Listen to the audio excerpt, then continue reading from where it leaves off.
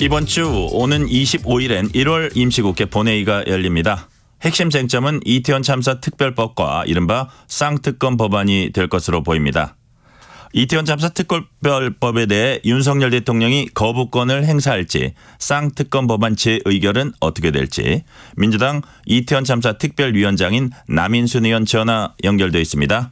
의원님 안녕하세요. 네, 안녕하세요. 이태원 참사 특별법에 대해서 국민의힘은 네. 윤석열 대통령에게 거부권 행사를 건의했습니다. 동시에 민주당의 독소 조항을 뺀 법안으로 재협상하자 이렇게 제안했는데요. 여당 네. 제안 어떻게 생각하세요? 예, 거부권을 행사 건의를 하면서 또 재협상을 하자고 하는 게 좀 약간 이해가 앞뒤가 안 맞는 것 같습니다. 근데 어쨌든 그 거부권을 건의한 것은 굉장히 그 유가족들한테는 엄청 상처가 되는 좀 나쁜 결정이라고 생각을 하고 있고요. 이 법안이 작년 4월에 발의가 됐고요. 또 6월달 그 신속 처리 안건으로 지정이 되고 뭐 행안위 법사위를 다 거쳐서 왔는데요. 사실 이제 와서 이걸 총선을 앞두고 뭐 정쟁을 유발한다고 이제 하면서 이제 문제 제기를 했는데 그래서 시행 시기도 사실 총선 이후로 미룬 거거든요. 그래서 대부분의 쟁점 사항들이 많이 해소가 됐는데 사실은 거부권 행사하자고 하면서 또 그 재협상하자 이렇게 얘기하는 거 앞뒤가 안 맞는 얘기하는 거 보면 뭐 국힘에서는 이것이 할 생각이 없지 않나 이런 생각이 좀 듭니다. 그래서 사실 이제 그 독소조항이라고 하는 그 내용도 결국은 이제 그 위원 구성과 관련한 부분이거든요. 조사위원 11인 구성 관련한 부분인데요. 그것을 네. 그 여당 4명, 야당 4명. 그리고 원래는 그동안에 이 사회적 참사 관련한 조사위원회는 유가족 추천목이 있었습니다. 근데 이것도 사실은 양보를 해서 그냥 의장님이 추천하는 걸 해서 굉장히 이제 유가족들은 이 거부권을 행사하지 않도록 하기 위해서 많은 거를 수정을 했습니다. 그러면은 이거를 총선용이다, 정쟁이다, 뭐 특조위 구성이 불공정이다 이런 얘기를 할 부분은 많이 다 해소가 됐는데 좀 이해가 안 갑니다. 이거를 해서 정말 오랫동안 이렇게 고통받았던 유가족들의 문제를 해결해 줬으면 하는 이제 그런 생각입니다. 윤 대통령이 이제 거부권 행사할 거라고 보시는지요? 또 만약에 그렇다면 시점은 한 언제쯤으로 예상하세요? 지난 19일 날 국회에서 정부로 이송이 되었기 때문에요. 대통령은 15일 이내 그러니까 다음 달 2월 3일까지는 결정을 해야 됩니다. 그 사이에 네. 국무회의가 이제 2번 있죠. 23일하고 30일 이렇게 있는데요. 지금 이제 여론 흐름을 보면 그 거부권 행사에서는 안 된다라는 여론이 50%가 넘습니다. 이제 그런 상황에서 아마 신중하게 좀 결정하려고 하는 그런 흐름은 보이긴 하는데요. 어쨌든 내일 또 국무회의에서 어쨌든 그 논의가 한번 되지는 않을까 싶은데 지금 한덕수 총리가 코로나가 확진돼서 국무회의 참석이 어렵다 그러거든요. 그래서 그렇게 보면 30일 날 결정이 될지 않을까 뭐 이런 예측도 해보고는 있습니다. 그런데 이 부분은 그동안에 이제 여러 그 거부권 행사가 4차례나 있었는데 이거는 좀 기존의 법안들이랑 좀 다르다고 생각을 합니다. 그래서 행사하기가 쉽지 않을 거라고 저는 생각을 하고 있고 기대를 갖고 있는데 정말 그리고 또 그 유엔의 자유권위원회라든 이런 데서도 꼭 조사기구 구성해라 이런 권고도 있어서 이 부분은 좀 공표를 좀 해주실 것을 다시 한번 좀 부탁을 드립니다. 예. 행사하기 어려울 거라고 이제 그 예상은 하셨는데 그럼에도 불구하고 네. 만약에 대통령이 네. 거부권을 행사할 경우에 민주당은 어떻게 이제 대응하실 계획이세요? 아직 뭐 구체적인 그런 내용을 논의한 바는 없지만 이미 이제 뭐 유가족이나 뭐 4대 종단이나 그 여러 단체들이 이 부분에 대해서는 거부권 행사할 경우에는 상당히 그 크게 이제 그 민심이 요동친다 이런 얘기들을 하고 있는 상태고 그래서 그런 흐름들을 좀 봐야 될 것 같습니다. 그리고 이제 지금 여론도 거부권 행사하지 말아라가 굉장히 높은 상황이고 해서 저희는 이제 뭐 이후에 어떻게 할 것인가에 대해서는 그런 국민 여론과 함께 판단을 할 예정입니다. 그렇군요. 민주당에선 네네. 이른바 쌍특검 법안에 대해서도 대통령 거부권 행사에 위헌적 요소는 없는지 권한쟁의 심판 청구 검토하겠다고 이제 밝힌 바가 있어요. 네네. 어떻게 할지 이건 좀 가닥이 잡혔나요? 지금 이제 저희가 그 헌법학자를 비롯해서 전문가들의 의견을 수렴을 하면서 법리를 검토를 하고 있습니다. 이제 저희가 보고 있는 점은 이 부분은 그 헌법이 대통령에게 부여한 거부권 행사에 부합하지 않는다라고 보는 이유가 이 가족과 관련한 문제거든요. 네. 그래서 그런 부분이라서 이거는 이해충돌, 이해상충의 그 요소도 있다라고 보기 때문에 이 부분에 대해서는 법리 검토를 좀 해서 저희가 이제 그 권한쟁의 심판을 청구할 것인지 등 어쨌든 검토를 하고 있는 중입니다. 재의결 시점도 조금 시간을 두고 보고 계신 편이세요? 어떠세요? 그렇죠. 이게 왜냐하면은 이제 법리 검토를 하고 나서 그때 저희가 재의결에 대해서 이제 그 일정을 검토하지 않을까라고 생각하고 있습니다. 네. 네. 김건희 여사 핸드백 논란에 대해 대통령실은 기획, 공작이란 점을 네. 강조했습니다. 의원님은 네, 어떻게 네. 보세요? 그거는 뭐 제가 봤을 때는 이미 국민들이 이미 판단을 하고 계시잖아요. 이미 뭐 그 여론조사에서 중도층의 70%가 이미 이제 우선은 이 김건희 특검법 거부권 행사 부분에 대해서도 잘못된 결정이라고 응답을 했는데 굉장히 이게 그 중도층의 반감도 상당합니다. 그런데 이 어쨌든 명품백 수수 논란까지 더해져서 이 부분을 아마 국민의힘에서도 이거 털고 가야 되지 않느냐, 이렇게 수도권 총선의 악재가 된다 이런 얘기가 나오고 있는 거 아닙니까?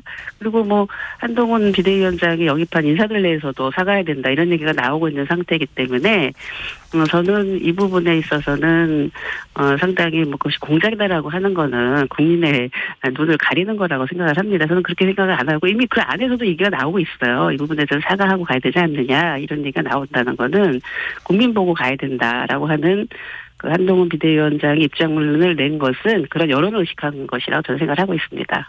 이용 의원은 침묵도 네. 사과의 한 방법이라면서 여권에서 사과하면 민주당이 달려들어서 만신창이를 만들 거다 이런 취지의 주장을 했어요. 그러면서 네. 문재인 전 대통령부인 김정숙 여사와 이재명 대표부인 김혜경 여사 의혹이 김건희 여사 의혹보다 잘못이 크다. 이렇게 네. 이제 얘기를 했습니다. 어떻게 생각하세요? 네네. 이거는 뭐 일고의 가치도 없는 물타기에 불과하다고 생각을 합니다. 뭐 예를 들면은 이게 상대방 탐반하고 있는 적반하장의 태도죠. 근데 이제 그 보통 이제 그 뭐 함정 수사도 있고 함정 취재도 있는데 사실 이거는 그런 부분이 아니고 뇌물 수수라는 점을 사실은 강조해야 된다고 생각을 하고요. 이거는 사과해야 또 마땅한 일이라고 생각을 하고 또 뇌물수수에 대한 법적 조치 이런 것도 뒤따라야 된다고 저는 생각을 하고 있습니다. 그래서 이거를 정말 말도 안 되는 그런 물타기식으로 과거에 그런 얘기를 하는 것은 맞지 않다고 생각을 합니다. 예. 네. 아까 의원님께서 말씀하신 거 여론조사 조금 자세히 말씀드리고 다음 질문으로 넘어갈게요. 네. 뉴스토마토가 여론조사 전문기관 미디어토마토에 의뢰해서 지난 13일에서 14일 사이 전국 성인 1,003명을 대상으로 실시한 여론조사에서 윤 대통령이 이태원 참사 특별법의 거부권을 행사해선 안 된다는 응답은 54.4%로 절반을 넘었습니다. 거부권을 행사해야 한다는 응답은 36.6%로 나타났습니다. 이번 조사는 ARS 여론조사 방식으로 실시했으며 자세한 내용은 중앙선거 여론조사심의위원회 홈페이지를 참조하시면 됩니다. 국민일보가 여론조사기관 한국갤럽에 의뢰해 윤 대통령이 김건희 특검법에 대한 거부권을 행사하기 전인 지난달 7일에서 8일 실시한 여론조사 결과 전체 응답자의 70%는 거부권을 행사하지 말아야 된다고 답했습니다. 거부권을 행사해야 한다는 대답은 20%로 조사됐습니다. 이 조사는 전국 만 18세 이상 남녀 1,033명을 대상으로 100% 무선전화 인터뷰 조사 방식으로 실시됐으며 자세한 내용은 중앙선거여론조사심의위원회 홈페이지를 참조하면 됩니다. 의원님 많이 기다리셨어요? 네. 다음 질문 이어갑니다. 네네. 지금 가장 뜨거운 총선 지역구 중 하나가 인천 네. 계양을일 겁니다. 원희룡 전 장관은 이재명 대표 지역구 사무실 맞은편에 선거 사무실 차리고 한판 대결을 이제 다짐하고 있고요. 네. 이준석 전 대표는 이낙연 전 대표에게 인천 계양을 총선 출마를 제안했어요. 네. 이재명, 원희룡, 이낙연 대결 가능성 네. 있다고 보세요? 근데 저는 그거는 그렇게 안 보이는데요. 왜냐하면 그 이낙연 전 총리에 대해서는 그 뭐 미래대연합 같은 경우 호남 출마를 뭐냐 하고 있고 물론 이제 이준석 그 개혁신당 대표가 계양을 출마를 제안했지만 정작 이낙연 전 총리는 4월 총선 불출마를 선언한 상태 아닙니까? 그래서 네. 사실 물론 이제 뭐 정치는 생물이기 때문에 언제든지 변할 수 있긴 하지만 그런 부분에 대해서는 현재까지는 이렇게 3자가 대결할 가능성은 이렇게 보이지 않는 것 같고, 왜냐하면 그러려면 국민에게 얘기한 거를 뒤집어야 되기 때문에 개항을 출마라든지 3자 대결 가능성은 저는 희박하다고 보고 있고요. 그리고 원희룡 장관의 개항을 홍보와 관련해서도 그 국힘의 이제 국민의힘의 그 개항을 장협위원장이 있습니다. 그분이 뭐라고 얘기를 하셨냐면 모두 힘을 합쳐도 쉽지 않을 건데 실망스럽다 이렇게 반발을 하고 있기 때문에 그 상당히 거기 안에 그 국힘의 그 당협 위원장을 지지하는 사람들의 반발도 클 거라고 생각합니다. 그래서 뭐 저희 이제 이재명 대표님은 지난 이제 그 얘기에서 이제 그 의원이 지역구에 나가야지 이렇게 말씀하셨기 때문에 뭐 현재는 뭐 저는 개항을 출마하신다고 보고 있는데 그 3자가 대결할 가능성은 그렇게 높아 보이지는 않습니다. 양자 대결했을 때는 네. 어떻게 될 것 같아요? 양자 대결은 뭐 이재명 원희룡 만약에 양자 대결이 벌어졌다 양자 그러면 대결이요? 예. 뭐 양자 대결이라 하더라도 저는 뭐 지금 현재 개항을 해서 쭉 그 이재명 대표님이 또 개항의 발전뿐만이 아니라 전국 대한민국의 문제를 고민하고 있다라고 하는 거를 잘 개항의 유권자들이 알고 계시기 때문에 그 부분은 뭐 그 유권자들이 그 점을 높이 살 것이라고 생각하고 있습니다. 예. 정봉주 전 의원은 이재명 대표 사진만 갖다 놔도 이길 거다 뭐 이런 얘기를 했고요. 네, 다음 질문으로 넘어갈게요. 네네. 선거제 개편과 관련해서 민주당은 준연동형제 유지와 병립형 회기를 놓고 이제 고심 중인 것으로 전해졌습니다. 네네. 국회 정치개혁특별위원장으로서 선거제 어떻게 정리해야 한다고 보십니까? 예, 이제 정말 2월 1일 본회의가 예정돼 있는데요. 뭐 그때 처리가 되면 제일 좋겠다고 생각하고 있고 너무 시간이 늦었습니다. 그래서 그동안 뭐 준연동형 유지냐 병립형 회기냐 이렇게만 얘기를 해왔었는데 뭐 저는 뭐 제3에 대한도 좀 같이 고민을 해봐야 된다고 생각하고 있고 어제 이제 그 민주당의 임혁백 공관위원장님께서 기자간담회를 통해서 이 선거제 논의를 서둘러 달라라고 얘기를 하셨고요. 그리고 소수정당 배분 권역별 비례대표제를 제안해 주시기도 했습니다. 그래서 이런 점까지 다 고려해서 어느 정도 이제 뭐 각 주장의 장단점이라든가 이런 부분은 다 되는데 저는 정개특위위원장의 입장으로서는 어쨌든 지금 이번에 정치개혁의 방향이 그 비례성과 다양성을 좀 보장해달라. 그리고 지역균형 발전해달라. 뭐 이런 부분들이 정치개혁의 화두로 되어 있습니다. 그래서 그런 부분들이 같이 고려가 된 어떤 그 최상의 안은 아니라 하더라도 이런 부분들이 좀 각각 일부라도 반영되어진 그런 안을 좀 만들기 위해서 지금도 좀 최선을 다하고 있습니다. 예. 빨리 해야 된다고 생각하고 있습니다. 예. 의원님 말씀을 제가 들으니까 네. 연동형하고 병립형 이게 혼합하는 형으로 가지 않을까 싶은 제가 느낌을 받았거든요. 맞습니까?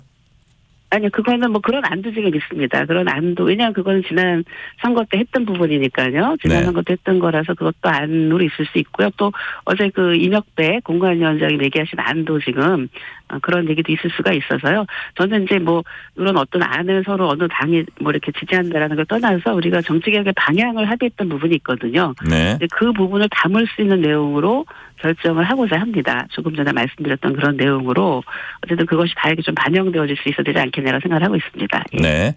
이재명 대표와 이해찬 전 대표가 회동했습니다. 네. 이해찬 전 대표는 총선 대승을 주문하면서 공정한 시스템에 따라 엄정하게 공평하게 공천하는 게 중요하다 이렇게 말했다고 이재명 대표가 전했어요. 민주당의 시스템 공천 어떻게 평가하세요? 예, 뭐 민주당의 시스템 공천은 국민의힘 의원들도 시스템 공천을 상당히 부러워했습니다. 그리고 이 시스템 공천은 뭐냐면 갑자기 정하는 게 아닙니다. 미리 다 이렇게 해서 예측 가능하게 하는 건데요. 제일 이제 그 시스템 공천의 중요한 부분이 그 의원들에 대한 평가거든요. 이 평가는 오래전부터 준비가 돼서 이제 평가가 이루어졌고 그 평가에 따라서 그 하위 30% 이하에 대해서는 단계별로 해서 감산을 하도록 되어 있습니다. 경선을 할 경우에. 근데 그런 부분이 시스템 공천의 일환이고요. 그리고 또 지금 이번에 이제 시스템 공천을 조금 더 보완하는 차원에서 국민 참여형 이제 공천을 하겠다라고 이제 이명박 공관위원장이 얘기를 하셨기 때문에 보통 이제 심사를 할 때 여러 가지 그 평가 기준들이 있는데 그것도 국민의 의견을 물어서 하겠다라고 했기 때문에요. 이번에는 시스템 공천 플러스 국민 참여 요 부분이 좀 강화됐다라고 생각을 하고 있습니다. 그래서 그렇게 한 이유는 공정한 시스템뿐만이 아니라 공정성을 이제 공관위원님들의 어떤 판단만이 아니라 국민의 의견을 반영된 그 형태로 이 평가의 어떤 지표들 그런 것들을 하겠다고 얘기를 하신 거기 때문에요. 시스템과 공정성 두 가지가 다 확보되지 않을까라고 기대를 하고 있습니다. 네. 네. 반면에 이제 공천 적격 심사 과정에서 이게 불만이 좀 터져 나오고 이게 네. 시스템 공천이 되겠느냐 이제 우려도 좀 나온 적이 있는데 최근에 이제 네네. 이명박 공관위원장이 차별 없는 공천 강조하면서도 뭐 이재명 대표와 이른바 돈봉투 사건에 연루된 의원들에 대해 무죄 추정 원칙 적용하겠다고 했습니다. 이 부분은 네네. 어떻게 보세요? 예, 그거는 저희가 이제 그 당원 당규에 그 절대 그 배제 기준들이 있습니다. 그리고 뭐 정치 탄압으로 보는 경우는 좀 예외적인 부분이 있기 때문에요. 아마 그래서 그런 말씀하신 것이 아닌가라 생각이 드는데 저희 아마 공천 기준에 그 부패 사건 관련한 부분 이런 부분들을 굉장히 엄격하게 하도록 되어 있습니다. 그래서 그거는 이제 1심 기준으로 하는 거 뭐 이런 부분들이 있습니다. 그래서 정치 탄압으로 보느냐 아니면 그런 부패 사건으로 보느냐 이거에 따라서 좀 다르지 않을까라고 생각을 하고 있습니다. 아, 분류해서 그렇게 네, 보신다 네네. 이거죠? 네네네. 당내 일각에선 노영민, 임종석 등 친문계 인사들의 총선 불출마를 이제 촉구하고 있습니다. 친문 네. 인사들이 출마하면 정권 심판론이 아니라 전 정부와 현 정부 대결처럼 보일 수 있다 이런 이유인데요. 네네. 일부 비명계 의원이 당을 떠나니까 이제 친문 인사를 공격하냐 하는 그 비판도 나오면서 친문계 네. 불출마 요구가 분열을 더 부추긴다 이런 시각도 있습니다. 어떻게 보세요?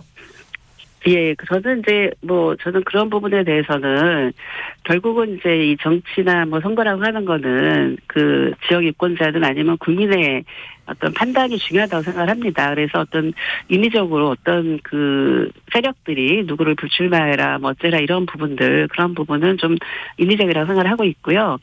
뭐 예를 들면은 뭐 3선 이상 불출마해야 된다 이런 얘기도 있었거든요. 근데 이제 그런 부분들을 어떤 그 본인들이 판단을 해서 지금 불출마하신 분들도 계시잖아요. 그러니까 그런 형태로 해야 되는 것이지, 그 부분의 어떤 인위적인 형태로, 하는 것은 저는 바람직하지 않다고 생각을 하고 있습니다. 이제 그런 점에서 그 어떤 흐름 형성이, 우리 안에서의 흐름 형성이 중요하다라고 생각을 하고 있습니다. 민주당 내 분열 우려와 관련해서 김부겸 전 총리가 통합하려는 노력 좀 더 열심히 하고 납득할 만한 공천 절차 진행하라 이렇게 이제 주문을 했습니다. 좀 미흡한 점이 있었다는 발언으로 보이는데 이 발언은 어떻게 보세요? 저는 이제 우리 전 총리께서 그런 말씀하신 거는 저보다 훨씬 더 여러 가지 상황들을 파악을 했기 때문에 그런 말씀을 하셨다고 생각을 하고 있고요. 이제 그 후보 검증 과정이라든지 아니면은 비명, 소위 비명이라고 하는, 저는 그 워딩을 잘 안 쓰려고 하는데요. 그 비명이라고 하는 게 어떤 그런 지역에 가서 또 이렇게 자객 공천을 한다라든지 이런 건데 그런 것은 사실상 아직 이루어진 게 없거든요. 네. 왜냐하면 저희가 시스템 공천이라고 하는 건 뭐냐면 그런 사람을 전략 공천을 하게 되면 그건 말이 안 되는 거잖아요. 그거는 이제 그럼 그 시스템을 무너뜨리는 거잖아요. 그러니까 경선을 다 해서 경선을 하거나 이렇게 해서 결정하는 거기 때문에 저는 그 부분은 좀 현재 그렇게 이루어진 것이 없는데 너무 그렇게 몰아가는 것이 아닌가라고 생각을 하고 있고요. 그리고 후보 검증 과정에서의 그런 부분은 전체적으로 후보를 저희가 검증을 거의 600명 이상 한 것으로 알고 있습니다. 그중에 아마 일부 몇 분이 이제 아마 그 검증에서 이렇게 제거가 된 것 같은데요. 이제 그런 부분들도 저희가 절대 배제 기준 같은 게 있습니다. 거기에 아마 저촉이 됐기 때문에 배제가 된 것이지 특정 인사를 했다고 저는 생각하지는 않습니다. 그것이 저희 당의 시스템이라고 저는 생각하고 있습니다. 왜냐하면 개인의 판단이 아니라 저희 당원의 다 당원 단계에 나와 있는 기준을 갖고 하는 거기 때문에요. 그리고 특별 단계를 만든 부분이 있고 해서 그리고 총선 기획단에서 제안한 내용까지 다 포괄해서 그거에 근거해서 이렇게 후보 검증을 한 것으로 알고 있습니다. 그렇군요. 네네. 마지막으로 하나 여쭤볼게요. 이재명 대표가 이제 무슨 얘기를 하다가 우리 북한 표현을 했는데 국민의힘은 민주당이 북한에 하염없이 저자세로 일관한다 이렇게 비판하고 있습니다. 이런 부분 어떻게 네. 보세요? 요즘 같은 정말 남북 긴장이 고조되고 있는 상황 속에서 그렇게 날꼬리 잡는 얘기를 하는 거는 저는 적절치 않다고 생각을 합니다. 지금 얼마나 지금 위기 상황입니까? 근데 그런 걸 조장하고 또 우리 또 야당의 대표가 한 얘기를 그런 식으로 말꼬리 잡고 확대하고 이렇게 해서 국민 불안을 부추기는 이런 태도는 집권 여당의 태도가 저는 아니라고 생각하고 있거든요. 그래서 그 부분은 좀 저는 더 이상 확장이 안 됐으면 하는 그런 생각입니다. 그렇군요. 오늘은 네네. 여기까지 듣겠습니다. 남인순 네. 민주당 의원이었습니다. 감사합니다. 네, 감사합니다.